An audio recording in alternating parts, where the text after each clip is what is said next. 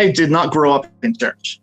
By the time I was about 25 years old, I had made a royal mess of my life, but God had a plan. I was working full-time at the Shreveport Times newspaper in Shreveport and took a part-time job as a pianist at a small Presbyterian church there in Bossier City. I was making the grand sum of $60 a week to go there on Sunday morning and play their hymns. I was there for about a year and then was hired by Mangum United Methodist Church in Shreveport as their pianist and spent 2 years there before I moved to St. Luke's United Methodist Church in Shreveport in 2003.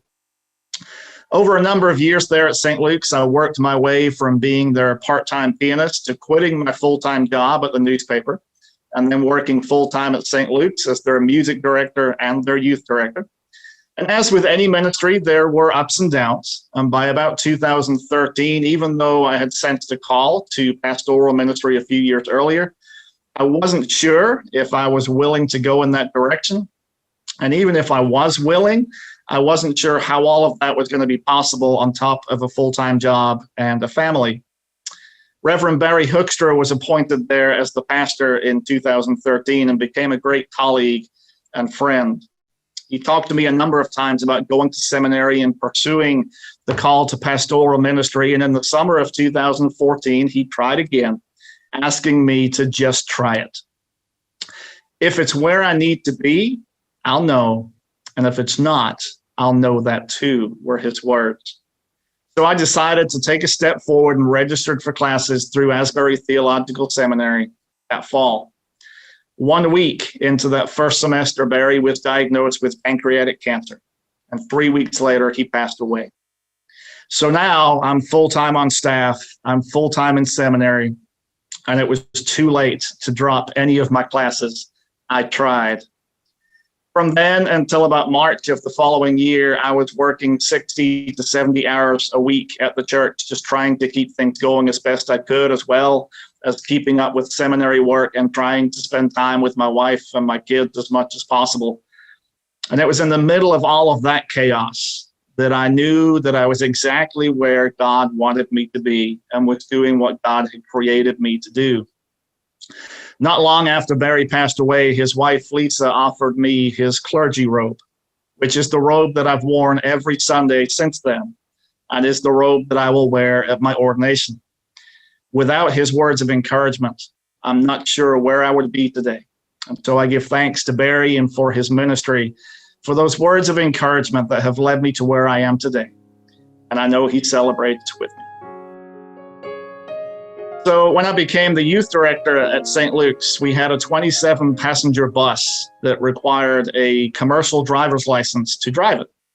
So I was out on the streets of Shreveport day after day practicing and took all the tests that you have to take to get your CDL, and I passed them. So the first trip that I took with my youth group was to go to Dallas, Texas.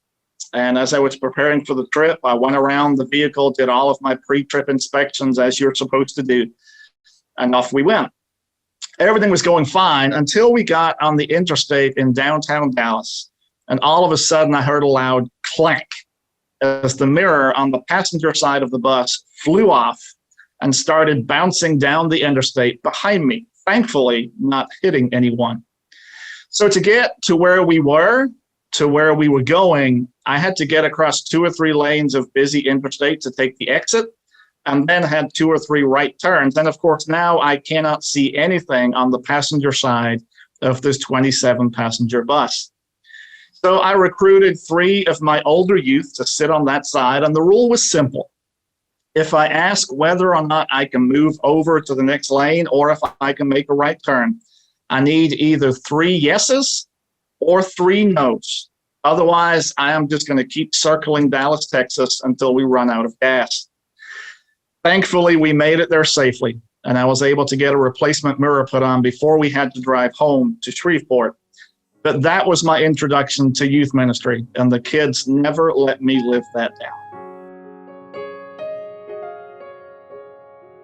So I'm thankful to Reverend Joe Donachie, who hired me at St. Luke's in Shreveport back in 2003 when my life was a mess. And he encouraged me and supported me through those very early days of ministry when I can honestly say I had no idea what I was doing. I'm thankful to Reverend Barry Hookter and his wife, Lisa, who offered those words of encouragement when I needed them the most. I'm not sure where I would be without them. I'm thankful to the people of St. Luke's who over almost 13 years helped raise me and love me through all the seasons of life that happened there, including getting married on the labyrinth behind their church.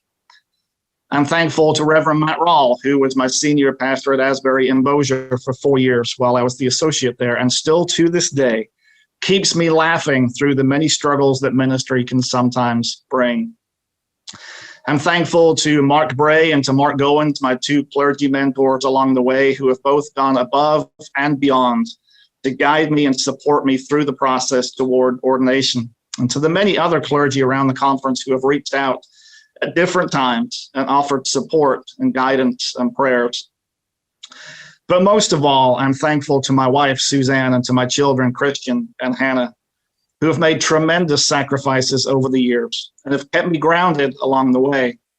They've listened to me vent when I needed to do that, and they've encouraged me when I needed it.